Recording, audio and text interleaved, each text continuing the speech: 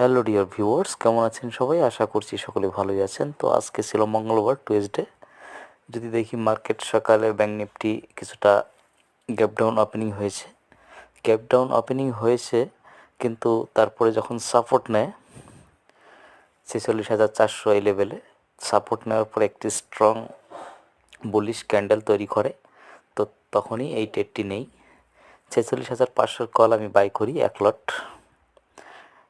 মোটামুটি 9:50 তারপর 10:10 আমি এখান থেকে বের হয়ে যাই। ঠিক আছে, তো এখানে একটি মাত্র লটে 1540 টাকার মতো প্রফিট হয়েছে।